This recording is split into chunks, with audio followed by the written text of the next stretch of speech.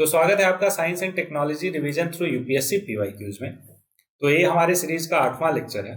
अभी तक 7 लेक्चर आ चुके हैं। आई होप कि आपको उसमें सब में क्लैरिटी होगी अच्छे से। तो ये रहा कुछ डिटेल मेरे बारे में।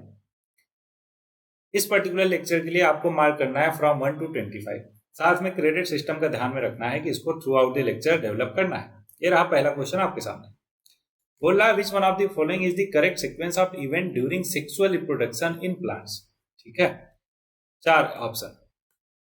तो चारों ऑप्शन को देखने के लिए पहले हम ये समझ लेते हैं कि क्या सीक्वेंस रहता है। तो देखो, सबसे पहले होता है पॉलिनेशन, राइट। तो पॉलिनेशन पहले नंबर पे होना चाहिए। फिर होता है फर्टिलाइजेशन। फर्टिलाइजेशन दूसरे नंबर पे होना चाहिए।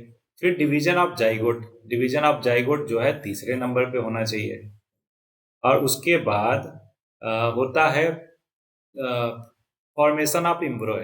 फॉर्मेशन ऑफ एम्ब्रॉय किधर है? इधर है। तो ये हो गया चौथे नंबर पे। और 5वें नंबर पे होना चाहिए सीडलिंग। तो ये हो गया 5वें नंबर पे। अब देख लो ऑप्शन में कौन सा। तो पहले पे क्या होना चाहिए? पॉलिनेशन। तो पॉलिनेशन पहले में नहीं है, दूसरे में नहीं है, तीसरे में है बिल्कुल। अच्छा, एक ही में है। तो देखो एक ही में, हमारा करेक्ट आंसर सी हो जाएगा कि पहले पॉलिनेशन, फिर फर्टिलाइजेशन, फिर division of zygote, then formation of embryo, then last में सीडलिंग। ओके, चलो आगे बढ़ते हैं। Which one of the following is the energy currency for cellular process. सबको पता है एटीपी, एडिनोसिन ट्राइफॉस्फेट को हम एनर्जी करेंसी बोलते हैं सेलुलर प्रोसेसेस के लिए, है ना। ओके, इसलिए आगे आ जाते हैं। अच्छा, एडीपी क्या होता है? फिर देखो, एडीपी को एडिनोसाइन डाइफॉस्फेट बोलते हैं। और यहाँ पे डाई मतलब 2 आ जाता है ना। ट्राई मतलब 3 जो है एटीपी में रहता है, लेकिन ये डाई हो गया, है ना। एक इनऑर्गेनिक फॉस्फेट है। Energy is released that can be utilized by cell for various metabolic activities. Okay. Or this energy powers numerous cellular processes such as muscle contraction, active transport of molecule across cell membranes, or synthesis of micromolecules. Glucose or pyruvic acid are involved in energy production through cellular respiration, but they are not the direct energy currency molecule like ATP. ADP is the precursor molecule that is converted into ATP during cellular respiration. तो देखो ADP जो है ATP में convert होता है, मतलब diphosphate convert होता है किसमें? Triphosphate, right. Next question, which one of the following is the first enzyme to mix with food in digestive tract. तो देखो एमाइलेज जो है ना, ये हमारे माउथ में मतलब बक्कल कैविटी में ही मिक्स हो जाता है खाने के साथ। तो ये करेक्ट आंसर हो जाएगा ऑप्शन डी। देख सकते हैं, amylase is first enzyme to mix with food in digestive tract. It is primarily produced in the salivary glands and pancreas. In the mouth, salivary amylase is released with saliva during the process of chewing and help to initiate digestion of carbohydrates. It breaks down complex carbohydrates such as starch into simpler sugar like maltose. Okay. Next question. Which one of the following is the correct sequence of organs that occur in the path of urine flow in human body? अब यहाँ पे भी फिर से आ गया कई सारे। तो देखिए, जो यूरिन है ना, वो कैसे फ्लो करती है? सबसे पहले किडनी से निकल के वो यूरेटर्स में जाती है। यूरेटर से यूरिनरी ब्लैडर में, फिर यूरेथ्रा में। तो ये पहला ही आंसर जो है सही सीक्वेंस में है। तो किडनी से यूरेटर में, फिर यूरिनरी ब्लैडर, फिर यूरेथ्रा। यूरेथ्रा में लास्ट में आती है। वो स्टार्ट कहाँ से होती है? किडनी से। Clear? Very good. Next question में बढ़ते हैं। अच्छा, एक्सप्लेनेशन देख लेते हैं कि path of urine flow in body एकदम आसान है ना, तो आराम से पढ़ सकते हो। ठीक है, यूरिनरी ब्लैडर में स्टोर होता है यूरिन जब तक कि यूरिनेट हम नहीं कर देते। अगला, urethra carries the urine from the urinary bladder to the outside of the body. Next, which one of the following endocrine glands is not found in pairs in human. Pairs में नहीं मिलता है human में। तो pituitary gland जो है वो एक इंडोक्राइन ग्लैंड है जो कि पेयर में नहीं होता, एक ही होता है हमारे पास ह्यूमन बीइंग में। ओके, तो बी हो गया करेक्ट आंसर। देख लेते हैं एक्सप्लेनेशन इसका कि pituitary glands is not found in pairs in human. It is small pea-sized gland located at the base of the brain within a bony structure called the sella turcica. The pituitary glands play a crucial role in regulating various bodily functions by producing and releasing hormones that control other endocrine glands in the body. Okay, कुछ important point ध्यान में रखना है कि adrenal glands की बात करें तो human have 2 adrenal glands, one on top of each kidney. These glands produce hormones such as cortisol or aldosterone or adrenaline and are involved in the variety of body functions including stress response, metabolism और blood pressure regulation. ये क्या करता है? Adrenal glands करते हैं, दो pair में होते हैं। ओके, मतलब दो होते हैं। टेस्टिस की बात करें तो वो भी मेल रिप्रोडक्टिव ऑर्गन्स है, responsible for the production of sperm और secretion of testosterone. Men have two testes located within the scrotum, सभी मालूम। Next, ovary. Ovary are the female reproductive organ that produce eggs और secrete hormone such as estrogen और progesterone. Progesterone और estrogen दोनों जो है hormone release होते हैं, सीक्रेट होते हैं, किससे? ओवेरी से। Women have two ovary, one on each side of the uterus. ठीक। Next question, which one of the following cell organelle contain DNA? बचपन से पढ़ते आ रहे, mitochondria is the power house of the cell and it also contain DNA material. Option B हो जाएगा correct answer. Okay everybody, बाकी होगा function देख लेते हैं। गोल्गी अपरेटस सभी को पता है क्या करता है? इन्वॉल्व इन मॉडिफाइंग, स्टोरिंग और packaging protein and lipids for transport to their specific destination. इसलिए इसको post office of the cell भी बोलते हैं। किसको? गोल्गी अपरेटस को ध्यान में रखना। दूसरा, लाइसोसोम क्या होता है? लाइसोसोम होता है suicidal bag of the cell. क्या करता है? डाइजेस्ट करता है और रिसाइकिल करता है सेलुलर वेस्ट को। जब इसको लगता है कि हमारा सेल ही वेस्ट हो गया, मतलब खराब हो गया, कोई दिक्कत हो गया, तो ये पूरी की पूरी सेल को क्या करती है? डाइजेस्ट कर जाती है, मतलब इनगल्फ कर लेती है, या फिर कहते हैं सुसाइड कर दिया इसने। एंडोप्लाज्मिक रेटिकुलम की बात करें तो ये प्रोटीन सिंथेसाइज के काम आता है, लिपिड मेटाबॉलिज्म और कैल्शियम स्टोरेज के काम आता है। कौन? Endoplasmic reticulum. राइबोसोम है, वहां पे प्रोटीन सिंथेसिस होता है ना। Next question, wings of birds and bats are consider analogous structure because they have. अब ये चारों बताना है कि कॉमन ओरिजिन और कॉमन फंक्शन है, या फिर डिफरेंट ओरिजिन और कॉमन फंक्शन है, या बाकी चीज। तो हमें देखो आंसर मिल गया कि डिफरेंट ओरिजिन और कॉमन फंक्शन होता है किसका? विंग्स ऑफ बर्ड्स और बैट्स का। मतलब उनका ओरिजिन तो डिफरेंट है लेकिन फंक्शन सेम ही है, क्या? उड़ने का, है ना। दोनों के दोनों उड़ने के लिए इस्तेमाल करते हैं अपने पंखों को। तो आगे बढ़ जाते हैं, आसान है। Apart from hyper acid secretion, peptic ulcer are also develop due to bacterial infection. The positive agent is, है ना, क्या कॉज करता है उस चीज को? चारों में से। तो इसका आंसर बिल्कुल पहला ही ऑप्शन हो गया, हेलिकोबैक्टर पायरोली जो है ना, वो एक एजेंट है जो कॉज करता है क्या? पेप्टिक अल्सर को। ठीक है, तो करेक्ट आंसर हो गया ऑप्शन ए। तो आंसर देख सकते हैं, एक्सप्लेनेशन देखते हैं कि Helicobacter pylori is a gram negative spiral shape bacterium that is found in the stomach and small intestine of human. It is the most common cause of peptic ulcers, which are sores that develop in the lining of the stomach or duodenum. Duodenum, ileum और एक और हमने देखा ही है already, right. चलो आगे बढ़ते हैं नेक्स्ट क्वेश्चन पे। विच one of the following statement about phloem is correct? याद कीजिए, जाइलम और फ्लोएम दोनों हमने अच्छे से पढ़ा है। फ्लोएम ट्रांसपोर्ट वाटर और minerals, phloem transport photosynthesis product, phloem is a simple tissue, phloem give support to the plants. तो देखो, जो जाइलम होता है वो ट्रांसपोर्ट करता है वाटर और मिनरल्स को, तो इसलिए पहला तो होगा नहीं। दूसरा जो है फ्लोएम ट्रांसपोर्ट फोटोसिंथेटिक प्रोडक्ट, तो ये बिल्कुल सही है, तो बी जो है ऑप्शन करेक्ट हो जाएगा फ्लोएम के लिए। तो ये हो गया करेक्ट आंसर।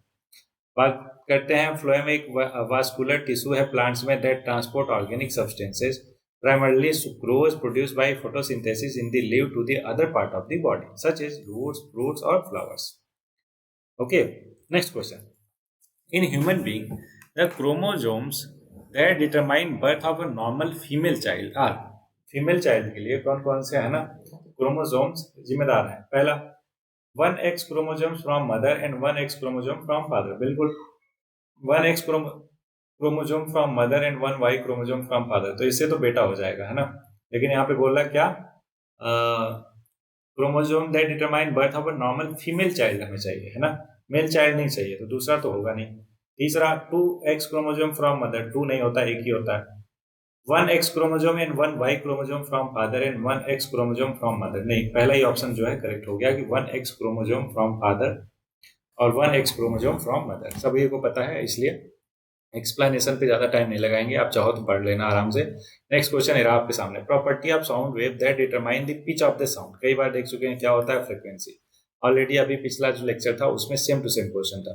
आई होप कि आपको क्लियर होगा और सारा डिटेल में मैंने समझा दिया था, इसलिए आगे बढ़ जाएंगे नेक्स्ट क्वेश्चन पे। बोला which one of the following is not a property of X rays. याद रखिए, एक्स रेज के बारे में पूछ रहा है, नॉट अ प्रॉपर्टी, ठीक है। They are deflected by electric fields, तो देखो पहला ही गलत हो गया। क्यों? क्योंकि they are deflected by electric field नहीं डिफ्लेक्ट होते हैं, because they are neutral particle, है ना। चार्ज पार्टिकल केवल इलेक्ट्रिक फील्ड में डिफ्लेक्ट होते हैं, न्यूट्रल पार्टिकल नहीं होते हैं, तो इसलिए पहला ही गलत हो गया, गलत ही हमसे पूछा था, यही हो गया एवरीबॉडी। बाकी अपने फैक्ट्स क्लैरिटी के लिए बाकी स्टेटमेंट देखेंगे। They are not reflected by magnetic field, बिल्कुल सही बात है, because they are neutral particle. अगला, they have high penetration length in matter, बिल्कुल, क्यों? क्योंकि उनकी फ्रीक्वेंसी बहुत ज्यादा होती है, that's why they have high penetration length. अगला, their wavelength is much smaller than that of visible light, ये भी बिल्कुल ठीक है, क्यों? क्योंकि फ्रीक्वेंसी ज्यादा है तो वेवलेंथ कम होगी। कौन सा फॉर्मूला? E equal to H C by lambda से। एनर्जी और लेमडा जो है इनवर्सली प्रोपोर्शनल होते हैं और E इक्वल टू एच नहीं होता है, ठीक है, ये ऑलरेडी बता चुका हूँ, तो घबराइएगा मत। अब चाहो तो इसका एक्सप्लेनेशन देख सकते हो, इसलिए हम आगे बढ़ जाएंगे, हमें आता ही है, मतलब एक्सप्लेन कर दिया, इसलिए आपको भी आता है ना। Which one of the following is not true about the image form by a plane mirror, ध्यान रखिए, नॉट ट्रू, प्लेन मिरर के द्वारा बता रहा है। It is one of the same size as the object, subject, बिल्कुल ठीक है।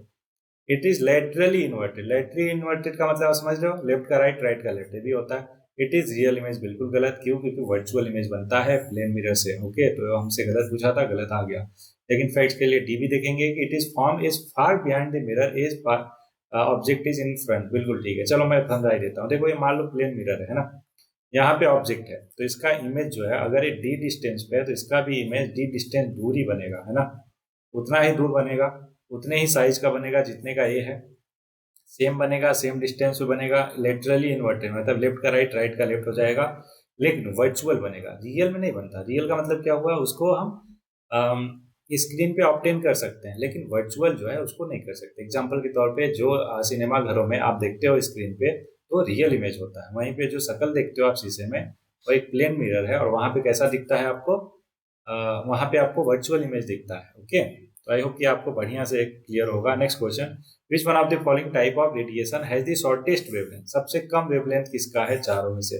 तो अब ध्यान से समझो, रेडियो वेव का वेवलेंथ सबसे ज्यादा होता है ना, ऐसा समझ लो सबसे ज्यादा एनर्जी किसकी होगी, तो सबसे ज्यादा एनर्जी जो है यूवी रेस की होगी, क्यों? क्योंकि इसकी फ्रिक्वेंसी बहुत ही ज्यादा होती है, इसकी फ्रिक्वेंसी बहुत ज्यादा तो वेवलेंथ बहुत ही कम। शॉर्टेस्ट वेवलेंथ पूछा था, अल्ट्रा वायलेट हो जाएगा, है ना, ये हो गया अल्ट्रा वायलेट या यूवी रेस, ओके, तो ऑप्शन डी हो गया, ठीक।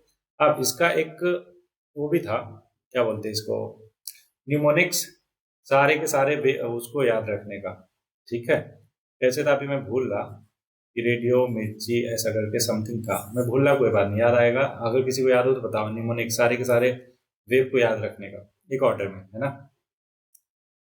ये है इंपॉर्टेंट टिप्स, आप ध्यान में रखना है कि गामा रेज की सबसे ज्यादा हाईएस्ट फ्रिक्वेंसी होती है, मतलब इनके पास सबसे ज्यादा एनर्जी होती है, then X rays, then UV rays. अच्छा हाँ, याद आ रहा मेरे को, ध्यान दीजिएगा, पहले सबसे ज्यादा गामा रेज, फिर एक्स रेज, फिर यूवी रेज, फिर इंफ्रारेड, फिर विजिबल, फिर आई थिंक ऊपर क्या था एक बार देख लेते हैं, हाँ इंफ्रारेड, फिर विजिबल, फिर रेडियो वेव, ओके, तो ऐसा समथिंग चलता है।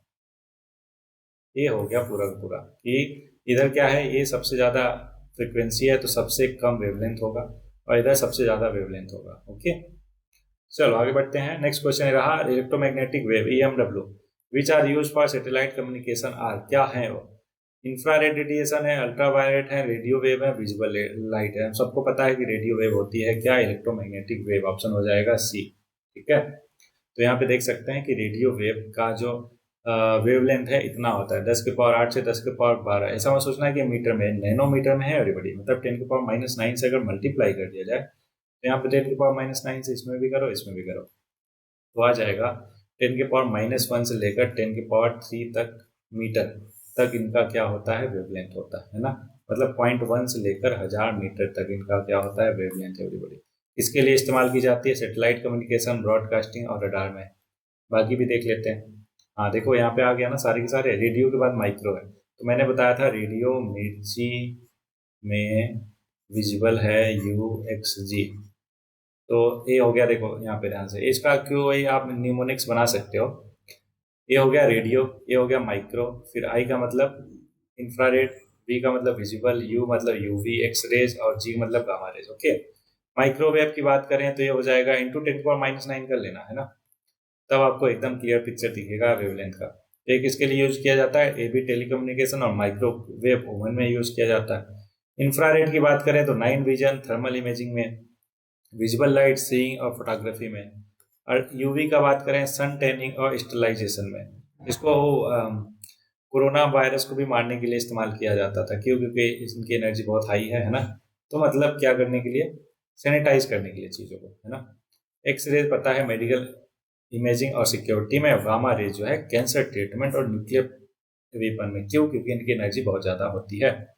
Next question, if linear momentum of moving object get double due to application of force then it kinetic energy will be. देखो ध्यान से, जो हमारा काइनेटिक एनर्जी होता है ना, वो होता है पी स्क्वायर बाई 2m। ऐसा क्यों? क्योंकि पी मतलब मास इंटू वेलोसिटी, तो M square V square upon 2m। यहाँ से देखो, एक एम से एक एम गया, हाफ एम वी स्क्वायर आ गया। बोलो हाँ ना, इसी को तो काइनेटिक एनर्जी बोलते हो। तो ये अगर मोमेंटम के टर्म में देखा जाए तो पी स्क्वायर बाई 2m होता है, ठीक है। अब बोला get double due to application of force then it kinetic energy. देखो, अगर हमारा मोमेंटम डबल हो जाएगा ना, तो एनर्जी क्या हो जाएगी? पी का स्क्वायर, डबल का स्क्वायर, दो का स्क्वायर क्या होता है? 4, पी स्क्वायर बाई 2m। मतलब 4 गुना हो जाएगा। कितना? 4 टाइम्स हो जाएगा एवरीबॉडी, है ना। तो नया एनर्जी जो है 4 टाइम्स पहले एनर्जी का हो जाएगा। तो आंसर हो गया ऑप्शन बी। लेकिन ध्यान रहे कि मास को कांस्टेंट रखते हुए, मास के बारे में कुछ नहीं बोला, इसलिए हम मान के चल रहे कांस्टेंट रहा होगा, ठीक है। चलो ये देख लेना आराम से, आसान चीज है, इसलिए आगे बढ़ेंगे। नेक्स्ट क्वेश्चन है, if the distance between two object is increase by 2 times that gravitational force between them. एक बार फिर से, if the distance between two object is increase by 2 times, 2 times से इंक्रीज कर दिया, ध्यान रखिएगा। पहले मान लो कि आर था, तो इनका 2 टाइम्स करो, 2r हो गया, इतना इंक्रीज हो गया, मतलब 2r प्लस आर कितना हो गया? नहीं, 2r ही हो गया, मतलब ट्वाइस हो गया। तो बोला है कि फोर्स क्या हो जाएगा, है ना, ग्रेविटेशनल फोर्स बिटवीन देम। तो फोर्स हम जानते हैं क्या होता है, G m1 m2 by R square. तो आर स्क्वायर करोगे तो क्या हो जाएगा? 2r का स्क्वायर करोगे तो 4 हो जाएगा। तो ये हो जाएगा everybody ji m1 m2 by 4r square. अब जी m1 m2 by R square तो पहले भी था, तो f बाई 4 मतलब नया जो फोर्स है वो 1/4 हो जाएगा। तो डिक्रीज बाई 4 टाइम, ये डी जो है करेक्ट आंसर हो जाएगा इसका, ठीक है। वेरी गुड, ये देख सकते हो, इसको देखने की कोई जरूरत नहीं, क्यों? क्योंकि मैंने इतना आसानी से आपको बता ही दिया है ना। Okay, next question, which one of the following statement about the property of neutrons is not correct. Neutrons के बारे में कौन सा करेक्ट नहीं है, ये बताना है। Neutron mass is almost equal to proton mass, बिल्कुल ठीक है। नॉट करेक्ट पूछा है, ध्यान रखिएगा।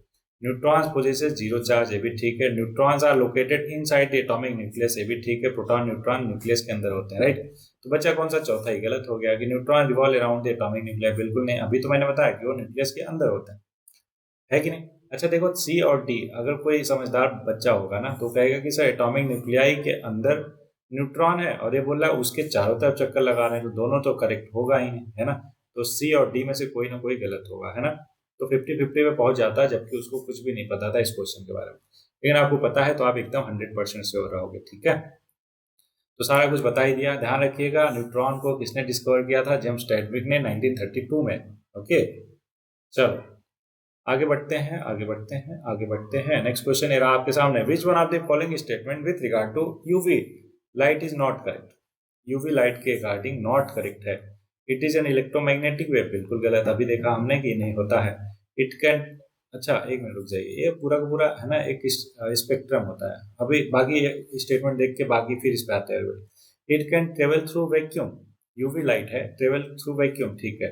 इट इज लॉन्गिट्यूडनल वेव, याद कीजिए लॉन्गिट्यूडनल वेव क्या होता है? जो पार्टिकल और वेव दोनों ये सेम ही डायरेक्शन में करते हैं, लेकिन एक ट्रांसवर्सल वेव होता है ना। अगला, it's wavelength is shorter smaller than that of visible light, है ना। वेवलेंथ की बात करें, देखो फ्रीक्वेंसी अगर ज्यादा हुआ तो वेवलेंथ इसका ऑब्वियस से कम ही हुआ, तो ये तो बिल्कुल ठीक है। नॉट करेक्ट पूछा है, तो सी जो है हमारा करेक्ट आंसर होना चाहिए। देखते हैं इसका एक्सप्लेनेशन, बिल्कुल कि सी, ये ट्रांसवर्सल वेव है, ना कि लॉन्गिट्यूडनल वेव, ठीक है। अच्छा, ये एक टाइप ऑफ इलेक्ट्रोमैग्नेटिक वेव है, जो डाउट था हमें, बिल्कुल है, ये भी एक इलेक्ट्रोमैग्नेटिक वेव है। Okay okay everybody, electromagnetic radiation.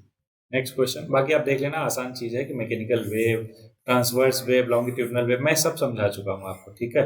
Surface wave क्या होता है ये देख लेते हैं। इंटरफेरेंस बिटवीन एयर और water, they have both transverse और लॉन्गिट्यूडनल वेव। मतलब जो सरफेस पे अगर होता है, बाउंड्री पे, जैसे पानी और एयर के दोनों का, है ना, जो सरफेस होता है उस पे जो अकर हो उसको सरफेस वेव बोलते हैं। ट्रांसफर और लॉन्गिट्यूडनल ऑलरेडी पता है हमें। मैकेनिकल वेव क्या होता है?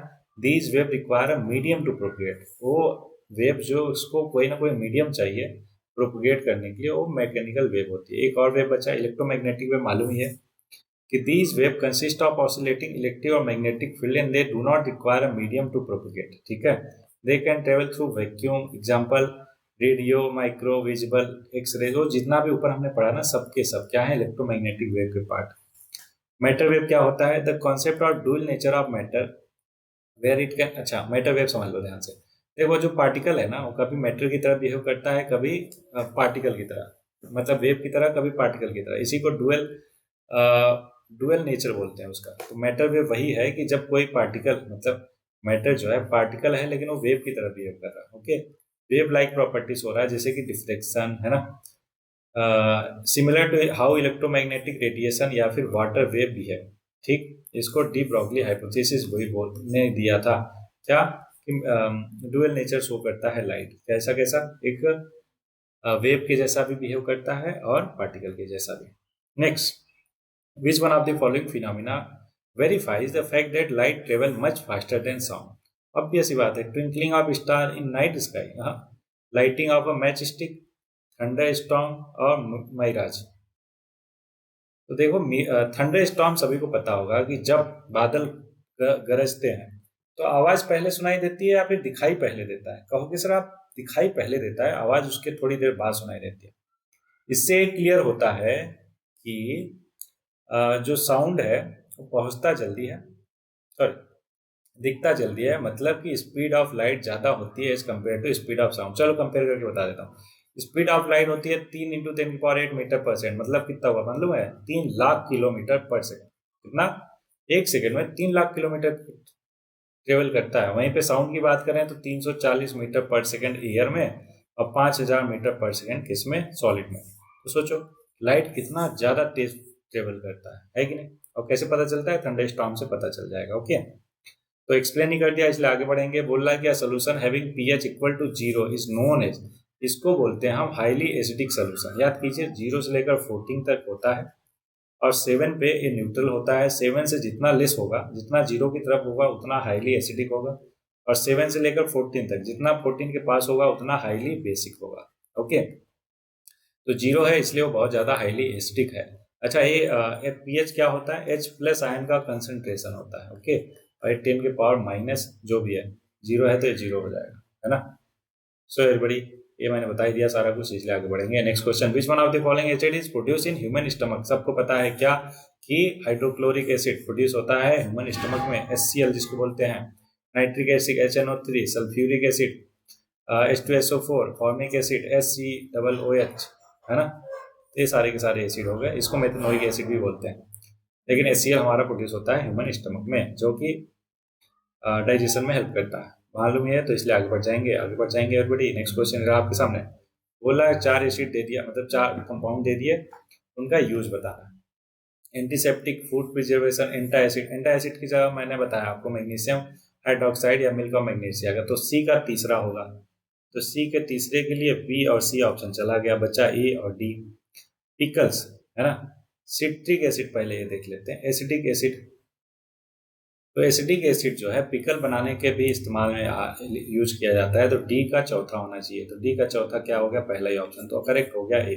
1 2 3 4, मतलब बोरिक एसिड एंटीसेप्टिक की तरह यूज किया जाता है, सिट्रिक एसिड फूड प्रिजर्वेशन में, मैग्नीशियम का एंटा एसिड, और एसिडिक को इसमें पिकल्स बनाने में। तो आई होप कि चारों के चारों आपको बहुत अच्छे से क्लियर। तो इसलिए अगले क्वेश्चन पे आ जाएंगे कि silver articles become black after some time when expose to air. सबको पता है कि सिल्वर जो है एज रिएक्ट कर लेता है ऑक्सीजन से, है ना, और सिल्वर ऑक्साइड बना लेता है, ऑक्सीडाइज टू सिल्वर ऑक्सीडाइज, बिल्कुल ठीक है। कार्बन ऑक्साइड नहीं, पहला ही आंसर होना चाहिए इसका, जो कि गलत है, माफ कीजिएगा।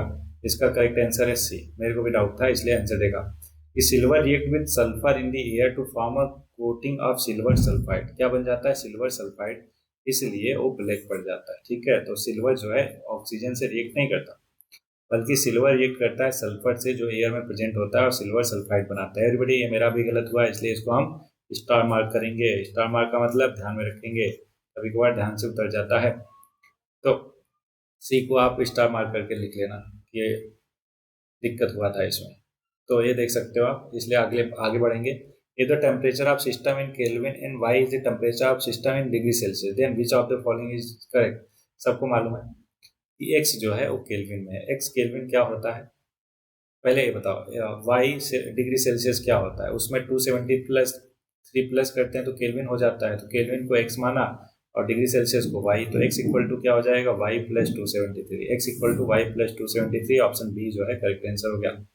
ओके, एकदम बच्चों वाली चीज। आई होप कि आपको एकदम क्लियर। सो एवरीबॉडी, इस पर्टिकुलर क्वेश्चन को मैं होता तो 2 बार इसको करता। किसको? सिल्वर आर्टिकल को। क्यों? क्योंकि ये गलत हुआ है ना। तो silver react with sulphur in the air to form a coating of silver sulphide. इसको देख लेते हैं। तो Ag मतलब सिल्वर रिएक्ट करता है सल्फर से और फॉर्म करता है Ag2S। ठीक है, इसी को बोलते हैं सिल्वर सल्फाइड। इसी की वजह से उसमें ब्लैक कलर जम जाता है। आई होप कि यहाँ तक बहुत ही अच्छे से क्लियर होगा आपको। कहीं पे कोई भी दिक्कत कोई परेशानी नहीं होगा थ्रू आउट द लेक्चर। तो मालूम ही है आपको कि जैसा कि हम लास्ट में करते हैं क्या, 2 लाइन आपके लिए कि सच डेट आपके मेंस में काम दे, साथ में आपको मोटिवेटेड रखने में भी हेल्प करे। तो आज के लिए 2 लाइन है एवरीबॉडी कि महात्मा गांधी जी ने कहा है, क्या कहा है, ध्यान सुनो। Live as if you were to die tomorrow and learn as if you were to live forever. समझ गए आप कि जिंदा रहो तो ऐसे जिंदा रहो, सॉरी जीना है तो ऐसे जियो कि कल ही मरने वाले हो, है ना। तो खुल के जियो एकदम। और सीखना है ऐसे कि जैसे ताउम्र आप जीने वाले हो, वो हमेशा काम में आएगा ये सीखना आपके, और ऐसे सीखना है आपको। आई होप कि आपको बेहतरीन वे में समझ में आया होगा और इम्प्लाई भी करोगे इस चीज़ को और यूज भी करोगे अपने आंसर राइटिंग में। ठीक है, चलो तो इस लेक्चर में बस इतना ही। मिलते हैं नए लेक्चर में, तब तक कर लिए पढ़ते रहिए, आगे बढ़ते रहिए।